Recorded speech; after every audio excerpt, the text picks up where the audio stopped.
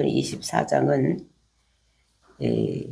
벨렉스 앞에서 사도 바울이 재판을 받는 이런 내용으로 되어 있습니다.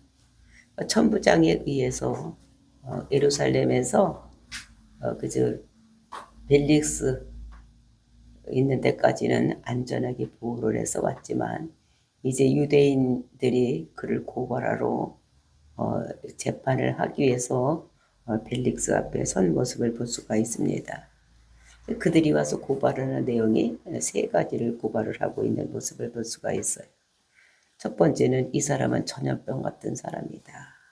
그래서 이 사람이 가는 곳마다 유대인들이 소요를 일으키게 하는 이런 자들이다 라고 고발을 하고, 두 번째는 이 사람은 이단의 괴수다, 그러니까 이단의 우두머리라는 것을 고발하고 있고, 그 다음에 세 번째로는 이 사람은 성전을 더럽힌 사람이다 라고 제목을 가지고 이제 그 예루살렘에서 왔던 그 변호사를 통해서 고발을 하는 이런 내용.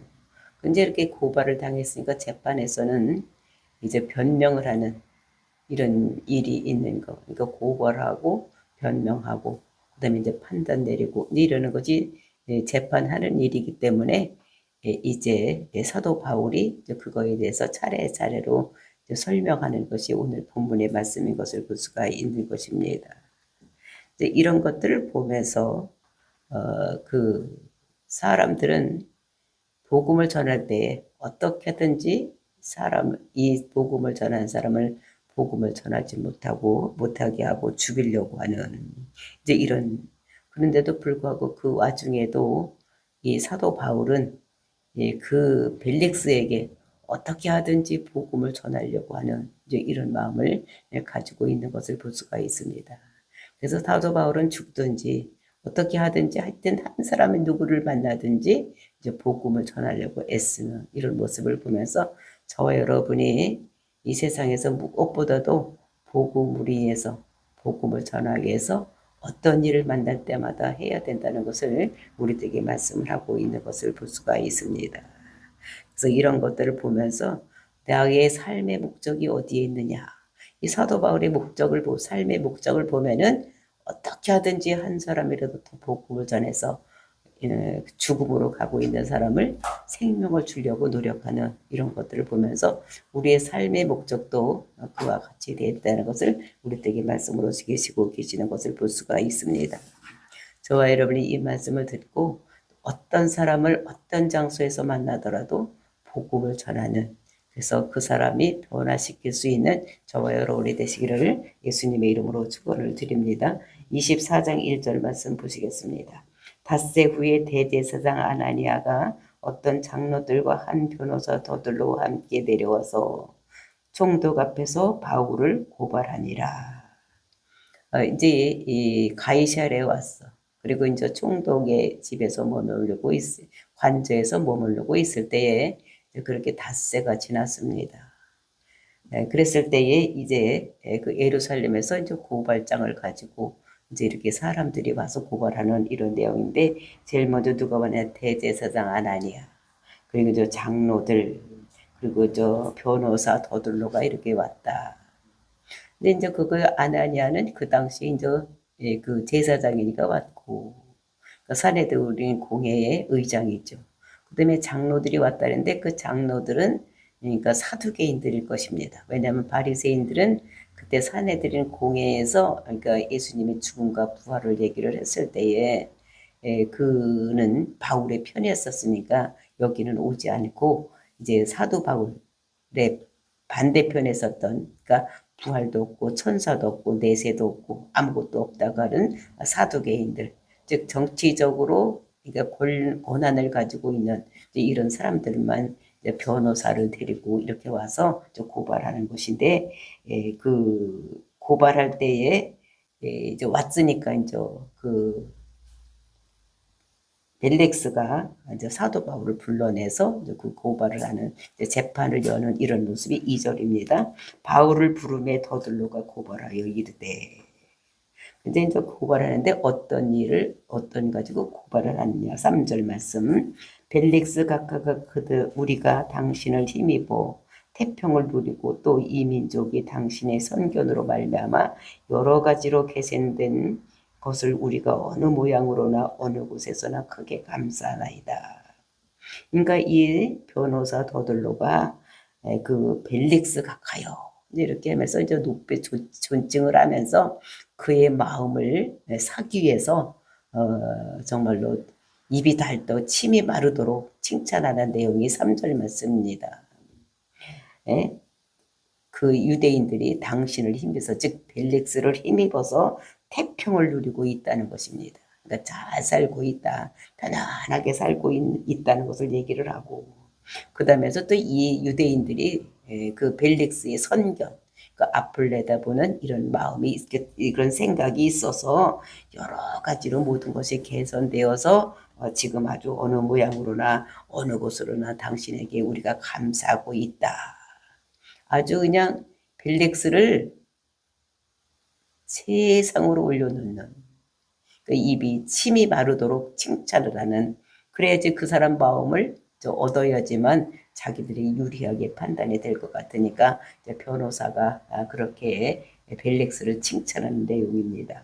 그럼 이제 고발하는데 이제 세 가지로 고발을 하는 내용이 이제 4절과 5절입니다. 당신을 더 괴롭게 아니하려 하여 우리가 대강 여짜옵나니 관용하여 들으시기를 원하나이다. 그러니까 대강 우리가 뭔가를 알아가지고 왔다는 거예요. 그러니까 그거를 잘 넓은 마음으로 잘 받아달라 이렇게 하면서 6절, 5절과 6절에서 이제 세 가지 죄를 지적 고발하고 있는 것입니다. 우리가 보니까 이 사람은 전염병 같은 자라. 천하에 흩어진 유대인들 다 소유하게 하는 자요 나사렛 이산의 우두머리라. 그가 또 성전을 더럽게 하려 함으로 우리가 잡아왔다. 이렇게 얘기를 하는 것입니다. 그러니까 제일 먼저 죄가 무엇이냐. 이 사람은 전염병 같은 사람이라는 것입니다.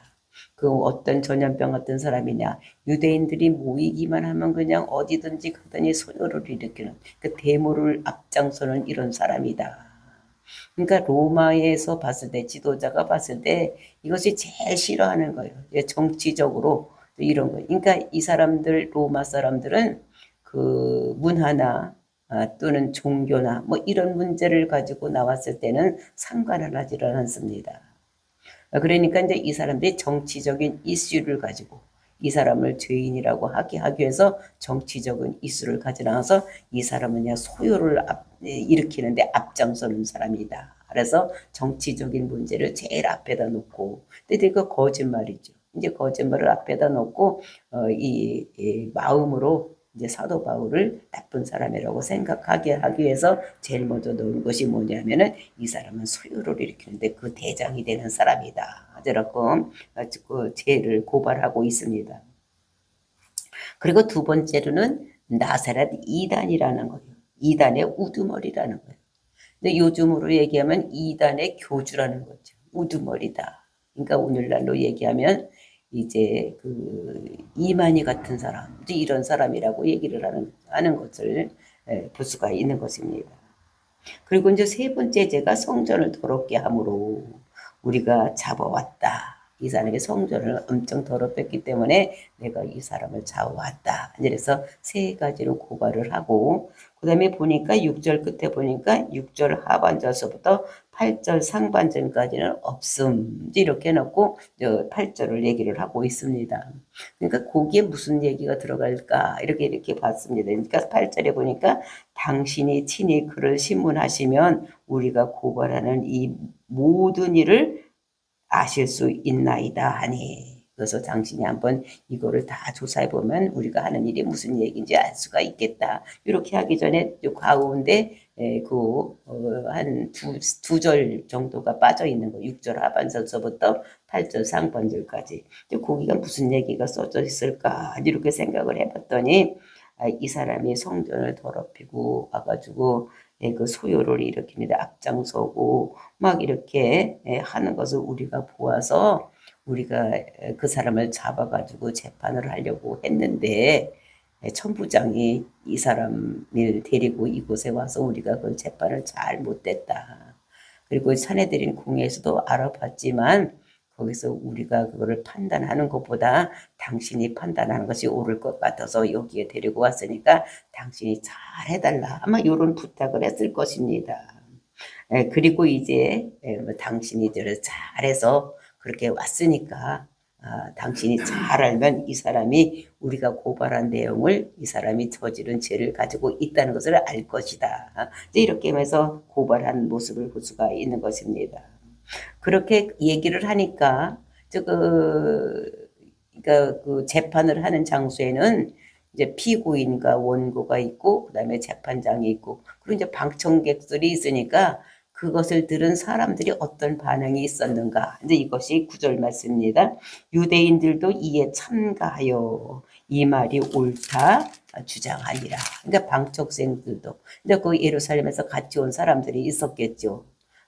가서 이제 그 40명이나 먹지도 않고 이 사람을 죽이기 전에는 먹지도 않고 마시지도 않겠다. 이런 사람이 이 사람이 없어졌으니까 이제 그를 간다고 했으니까 따라왔을 것 같습니다. 그것도 다른 사람도 호기심이 있는 사람도 따라왔을 테고 그 사람들이 옳다. 이 변사가 말하는 것이 옳다. 이제 이렇게 얘기를 하는 이런 모습. 그러니까 방청객들과 이제 그 고발하는 사람들이 한 마음이 되어서 고발하는 이제 이런 내용으로 되어 있을 때 이제 그러면은 이 사람이 뭐랬는데요? 이제 자기가 변명을 해 바울이 변명을 해야 되는. 그래서 변명하는 내용이 이제 첫 번째 제목에 대해서 또 두 번째 제목에 대해서 세 번째 제목에 대해서 변명을 하는 거. 이제 이것이 있는데 첫 번째가 11절부터 13절까지를 이제 그 유대인을 힘들게 하는 사람, 전염병 같은 사람이다. 근데 이거에 대해서 변명을 하고, 그 다음에 두 번째는 14절부터 16절까지는 나사렛 이단의 우두머리다. 이거를 변명을 하고, 그 다음에 이제 17절부터 19절까지를 이 사람이 그 성전을 더럽혔다 이거에 대해서 변명하는 이런 그러니까 그 제목에 대해서 하나하나를 자세하게 사도 바울이 변명하는 이런 내용을 볼 수가 있는 것입니다. 10절 총독이 바울에게 머리로 표시하여 말하라 하니 그가 대답하되 당신이 여러 해 전부터 이 민족의 재판장 된 것을 내가 알고 내 사건에 대하여 기꺼이 변명하겠나이다. 이렇게 얘기를 하는 것입니다. 그러니까 이 사도 바울도 총독의 마음을 이제 이렇게 거슬리지 아니하고 이렇게 하는 거예요. 그러니까 총독이 이제 그 고발을 했으니까 사도 바울한테 이제 너 말해봐 이렇게 하지 않고 고갯짓으로 이렇게 얘기하니까 이제 사도 바울이 이제 그때에 이제 자기가 얘기를 하는데 내가 이렇게 당신이 여러 해 전부터 여기 와서 잘하고 이렇게 있고 재판장 된 것을 내가 알고 있다. 이러면서 이 사건에 대해서 내가 기꺼이 내가 왜 그런지 하나하나 얘기를 하겠다. 이렇게 하면서 얘기를 하고 있습니다. 이 벨릭스가 온 지가 약 한 7년에서 한 10년 정도 되는 이런 사람인 것을 볼 수가 있는 것입니다. 그러니까 유대인들이 어떤 생활을 하고 무엇에 대해서 중점적으로 살아가 있고 또 이 사람들이 믿는 종교는 어떤 것인지를 거의 다 알고 있는 이런 사람인 것을 볼 수가 있는데 왜냐하면 이 도에 대해서 다른 사람보다 더 많이 안다고 이렇게 우리가 얘기를 하고 있는 걸 보면 이 사람이 그 유대인의 종교 즉 이 사람들이 믿는 종교가 어떤 것인지 그리고 이제 예수님이 어떤 분인지도 아마 잘 알고 있었던 이런 사람인 것 같습니다. 11절 말씀 당신이 아실 수 있는 바와 같이 내가 예루살렘에 예배하러 올라간 지 열 이틀밖에 안 되었고 그들은 내가 성전에서 누구와 변론하는 것이나 회당 또는 시중에서 무리를 소동하게 하는 것을 보지 못하였으니 이렇게 얘기를 하는 것입니다. 그러니까 이 사도 바울이 그 예루살렘에 산 지가 오래가 되지를 않았다는 것입니다. 예루살렘에 그리고 예배로 올라갔다는 거예요. 근데 그것이 열 이틀밖에 안 됐다는 거예요. 딴 데 살다가 와서 열 이틀밖에 안 됐는데 그러니까 성전에 가서 제사 지내냐고 일주일이 있었고 그 다음에 이제 그 사람들에게 오랫동안 왔기 때문에 그 사람들에게 이제 헌금을 전해주고 그리고 이제 이렇게 사귀는 기간이 며칠 있어요. 닷새 정도 있었기 때문에 이 사람이 딴 일을 할 수가 있는 시간이 없었다는 것입니다. 그러니까 내가 온 지가 열 이틀밖에 안 됐다. 만약에 무슨 소요를 일으키고 뭐를 하려면 몇 달 전서부터 와서 사람들을 만나고 사당들을 선동하고 막 이렇게 해야지 내 뜻이 이런데 사람들 이렇다 이렇게 막 선동을 해야 되는데 내가 예루살렘에 올라온 지가 열 이틀밖에 안 됐다. 그리고 내가 예배를 가서 일주일 동안 되고 결례하고 막 이렇게 하는데 내가 소요를 일으키고 내가 이런 일을 하겠냐. 나는 그런 일을 한 적이 없다라고 얘기를 하는 것입니다. 그러면서 그들은 내가 성전에서 누구와 변론하는 것이나 회당 또는 시장에서 무리를 소동하게 하는 것을 보지 못하였다. 그러니까 자기가 성전에서도 누구와 막 얘기를 하고 막 이렇게 하는 것도 보지 못했고, 또 회당에 들어가서도 자기가 다른 사람과 얘기하고, 또 시장에 돌아다니면서 무리를 소동하는 것을 보지 못했다. 나는 그런 일을 하지. 성전에서도 안 했고 회당에서도 안 했고 그 다음에 시장에서도 나는 사람들을 선동하는 일을 한 적이 없다. 그러니까 내가 어떻게 사람들을 소요를 일으키게 하는 이런 사람이겠냐. 나는 그런 적이 없다는 거고 언제도 며칠도 안 됐고 그 다음에 내가 선동하는 거 누구와 변론한 적이 아무도 없다. 나는 예배 드리러 와서 결례를 행하고 막 이런 일만 했지 내가 한 일이 없다는 것입니다. 그러니까 13절 이제 나를 고발하는 모든 일에 대하여 그들이 능히 당신 앞에 내세울 곳이 없나이다. 그러니까 내가 이렇게 변론을 해보니까 당신 앞에서 고발한 사람들이 뭐 내세울 곳이 없을 것이다. 그러니까 이거는 아니라는 거예요. 그리고 이제 두 번째로 얘기하는 것이 그러나 이것을 당신께 고발하리이다. 나는 그들이 이단이라 하는 도를 따라 조상의 하나님을 섬기고 율법과 선지자들의 글에 기록된 것을 다 믿는다. 얘기를 하는 것입니다. 그 두 번째 것에 대해서 묻는데 나는 나사렛 이단이다. 이렇게 되는 데서 변론을 하는 것입니다. 내가 이제 당신께 고백을 하겠다. 나는 뭐 하는 사람이냐. 그들이 이단이라고 하는 도를 나는 믿는 사람이다. 그 이단이라고 하는 도가 뭐냐. 그것이 조상들의 하나님을 섬기고 도를 따라 조상들의 하나님을 섬긴다. 그 조상들이 누굽니까? 아브라함, 이삭, 야곱. 그 조상들이 믿는 그 도를 이단이라고 하는 도를 따라 조상의 하나님을 섬기고 있다. 그러니까 그 사람들이 섬기는 나는 그 하나님을 섬기고 있다는 것입니다. 그래서 그것이 율법과 선지자들의 글에 기록한 것을 다 믿는다. 내가 믿는 것은 율법과 선지자들의 글을 다 그러니까 이것은 구약을 다 믿는다는 거예요. 그러니까 구약을 한마디로 얘기를 하면 율법이고 구약을 두 마디로 얘기를 하면 율법과 선지자의 글이고 그리고 율법을 세 가지로 나누라고 하면은 율법과 선지자와 시편인 거예요. 근데 이 사람이 나는 율법과 그 선지자의 글을 내가 다 믿는다는 거예요. 그러니까 구약을 다 믿는, 그러니까 유대인들과 똑같이 나는 그 아브라함의 하나님, 이삭의 하나님, 야곱의 하나님, 그 하나님을 믿는데 그 아브라함에게 약속 준 것이 무엇입니까? 첫 번째 큰 민족을 이루겠다. 두 번째 그 가나안 땅을 주겠다. 그 다음에 그 땅에 예수가 와서 그 사람으로 인해서 천하 만민이 복받는 대로 돌아오는 이런 것을 하겠다는 그 약속. 그것이 창세기 12장에 있고 그 다음에 아브라함에게 한 약속이고 그 아브라함이 죽으니까 이삭에게 창세기 26장에서 이 말씀을 하고 또 약속을 하고 또 이제 이삭이 죽으니까 야곱에게 창세기 28장에서 똑같은 약속을 하는 나는 그것을 믿는 나는 그 사람이다. 그러니까 나는 이단이 아니라는 거예요.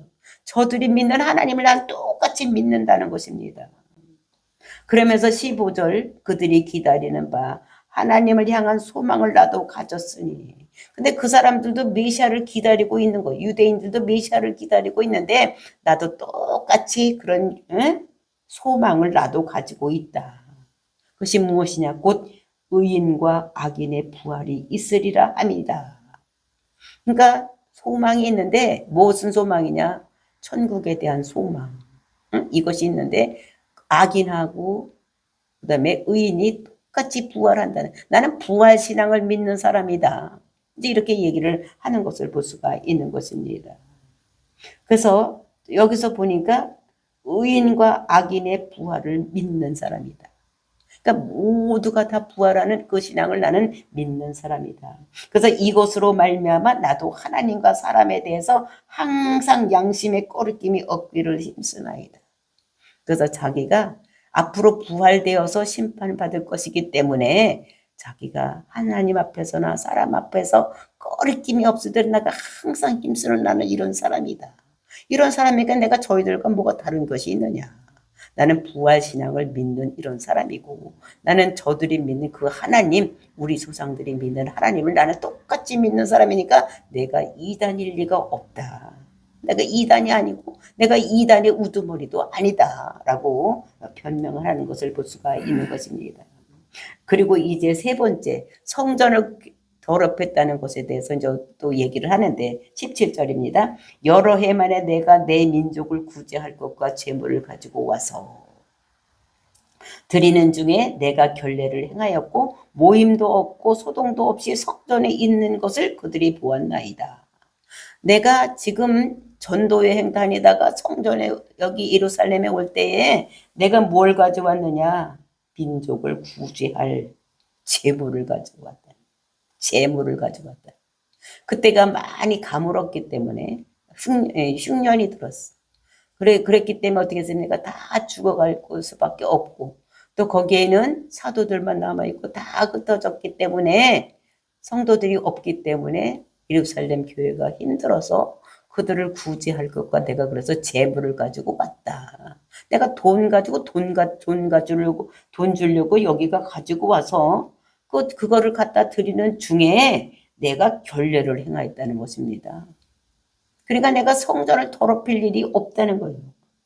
그리고 그 결례를 행하였고 모임도 없고 소동도 없이 성전에 있는 것을 그들이 봤다. 내가 그것을 딴 사람에게 뭐 충동질을 시켜서 소요를 일으키고 이렇게 한 것이 아니라 내가 결례 받는다고 내가 성전에 있는 거 그 사람들이 다 봤다. 그러니까 내가 성전을 더럽힐 일이 없다는 것입니다. 그러나 아시아로부터 온 어떤 유대인이 있었으니, 그런데 그 성전에 아시아로부터 즉 터키 지방 즉 에베소에서 어떤 어떠한 유대인이 거기 있었다. 근데 19절 그들이 만일 나를 반대할 사건이 있으면 마땅히 당신 앞에 와서 고발했을 것이다. 내가 그때 잘못한 것이 그 성전에 잘못한 것이 있었으면 그때에 보았던 유대인들이 나를 여기 와서 지금 당신 앞에서 고발할 것인데 그들이 오지 않았지 않았느냐. 그러니까 내가 성전을 더럽힌 일이 없다는 것입니다.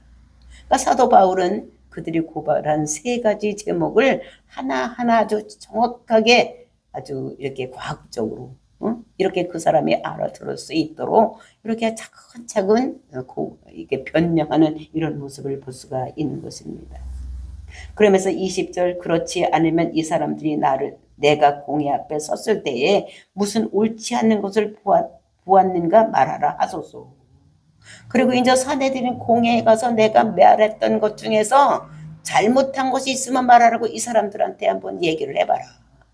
이 사람들이 거기 있던 사람들이니까 사내들인 공회에서 천부장이 나를 데리고 사내들인 공회에 가서 재판을 하려고 가서 얘기했을 때 내가 뭐 잘못한 것이 있었으면 그 사람 여기 온 사람들한테 뭐 잘못했는지 얘기해보라고 얘기해라.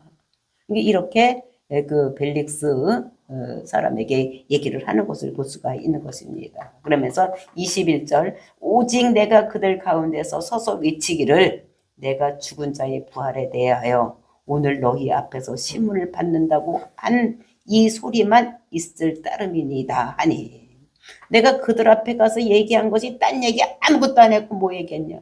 부활이 있다는 것만 얘기를 했다.